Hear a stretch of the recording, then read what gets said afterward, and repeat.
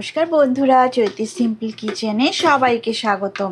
আশা করি তোমরা সবাই খুব ভালো আছো আর আমিও ভালো আছি। আমার সব বন্ধুরা যে যেখান থেকে দেখছো, যারা আমাকে বন্ধু করেছো বা করনি, সবাইকে আমার চ্যানেলে অনেক অনেক স্বাগত আর অনেক অনেক ভালোবাসা। আর তোমাদের সবার জন্যে অনেক শুভেচ্ছা রইল। ভিডিওটা স্কিপ না করে প্রথম থেকে শেষ পর্যন্ত দেখো, তোমাদের অনেক ভালো লাগবে। তো দেখো, আমি ফ্যাসা মাছ নিয়েছি। তো এই 3টে ফ্যাসা মাছ আমি নিয়েছি আর আমি পরিমাণ মতো নুন আর হলুদ মাখিয়ে নিলাম। হলুদ গুঁড়ো আর নুন ভালো করে আমি মাছে মাখিয়ে নেব। এটা অবশ্যই যে যার পরিমাণ মতো মাখিয়ে নেবে। তো দেখো, ভালো করে নুন হলুদ মাখানো হয়ে গেছে। এইবারে আমি কড়াতে সর্ষের তেল দিয়ে দেব। মাছ ভাজার মতো পরিমাণ মতো সর্ষের তেল আমি কড়ার মধ্যে দিয়ে দিলাম। কড়াটা বেশ ভালোই গরম হয়ে গেছে। এইবারে একে একে আমি ফ্যাসা মাছগুলো দিয়ে দিলাম কড়ার মধ্যে। গরম তেলের মধ্যে ফ্যাসা মাছগুলো আমি দিয়ে দিলাম। সব ফ্যাসা মাছে নুন হলুদ ভালো করে মাখিয়ে নিয়েছিলাম। তো ভালো করে আমি দু পিঠটা সুন্দর করে ভেজে নেব মাছগুলোর।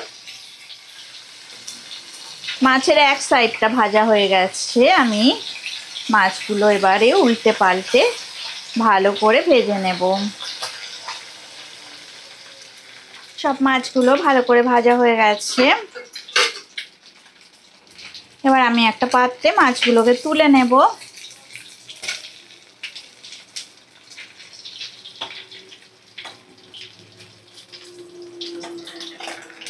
দেখো, ওই গরম তেলে আমি এবারে কারি পাতা দিয়ে দিলাম।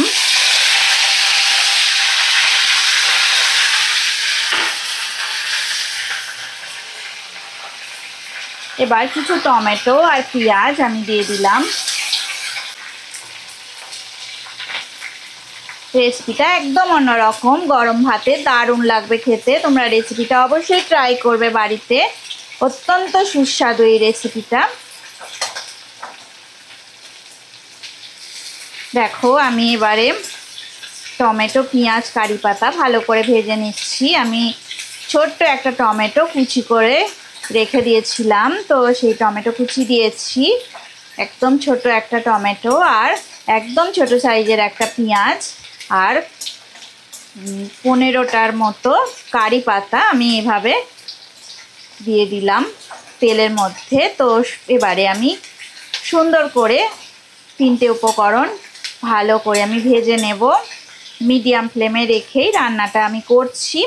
তো দেখো, আমি কিভাবে করছি রান্নাটা। ফ্যাসা মাছের ঝাল বা ফ্যাসা মাছ ভাজা আমরা অন্য রকম খেয়েছি, অনেক রকম। তো দেখো, এই রেসিপিটা একদম অন্যরকম রেসিপি। তো আশা করি তোমাদের খুবই ভালো লাগবে। তোমরা বাড়িতে অবশ্যই ট্রাই করে দেখো।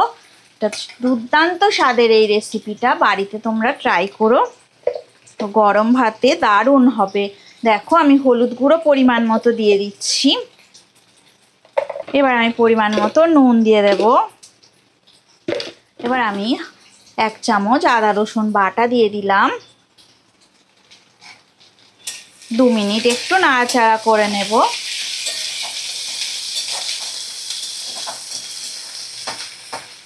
এইবারে লম্বা করে টুকরো করে রাখা বেগুন আমি দিয়ে দেব। একদম ছোট ছোট সাইজের বেগুন আমি দিয়ে দিলাম। তো এইভাবে লম্বা করে টুকরো করে কেটে নিয়েছিলাম আমি 3টে বেগুন, ছোট সাইজের 3টে বেগুন এইভাবে টুকরো করে কেটে নিয়েছিলাম। খুবই সুস্বাদু এই রেসিপিটা। তোমরা বাড়িতে একবার অবশ্যই বাড়িতে ট্রাই করো। ফ্যাসা মাছ ছাড়াও অন্য কোনো ঝালের মাছ, যে কোনো ঝালের মাছ দিয়েও এরকমভাবে কারি পাতা ফোড়ন দিয়ে রান্না করলে দারুণ খেতে লাগে। খুবই সুস্বাদু এই রেসিপিটা।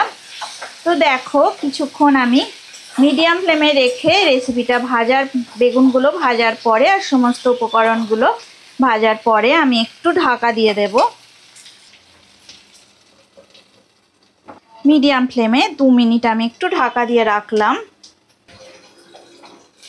এবার ঢাকাটা আমি কিছুক্ষণ 2 মিনিট ভাজার পর খুলে নিলাম আর কাঁচা লঙ্কা কুচি দিয়ে দিলাম।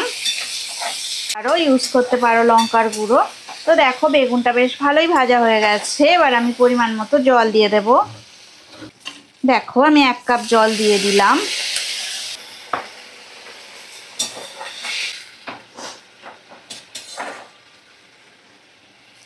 ঝোলটা বেশ ভালোই ফুটে গেছে। এবারে ভাজা মাছগুলো আমি এর মধ্যে দিয়ে দেব।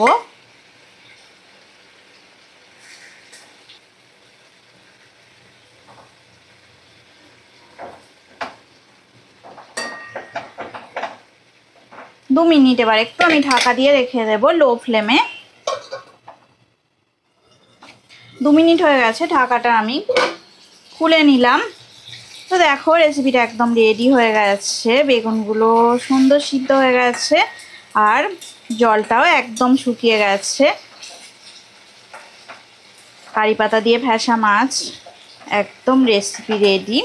তো আমি দেখো আমি এবারে গ্যাসের ফ্লেমটা অফ করে দেব। অফ করে দিয়ে আমি কিছুক্ষণ একটু রেস্টে রাখবো, তারপরে আমি সার্ভ করছি রেসিপিটা। রেসিপিটা যদি ভালো লেগে থাকে লাইক দেবে, শেয়ার করবে, কমেন্ট করে আমাকে জানাবে কেমন লাগলো। তো তোমরা ভালো থেকো, সুস্থ থেকো আর আমার রেসিপি দেখতে থাকো, আমাকে ভালো ভালো কমেন্ট করো, তাহলে আমি আরও উৎসাহ পাবো নতুন রেসিপি দেওয়ার। তো এই পর্যন্ত রেসিপিটা সম্পূর্ণ দেখার জন্যে অসংখ্য ধন্যবাদ। আর আমার পাশে থাকার জন্যেও অসংখ্য ধন্যবাদ। যারা পুরনো বন্ধু তাদেরকে তো অসংখ্যই ধন্যবাদ।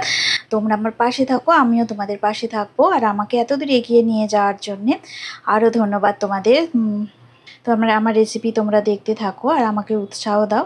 আমি আরও নতুন নতুন রেসিপি তোমাদেরকে উপহার দেব। আর যারা আমার ভিডিওটা নতুন দেখছো, আমার চ্যানেল ভিজিট করছো, তারা আমার চ্যানেলটাকে অবশ্যই সাবস্ক্রাইব করে দেবে। তবে আজকের মতো টাটা। পরে আমি নতুন রেসিপি নিয়ে তোমাদের সামনে আবার চলে আসবো।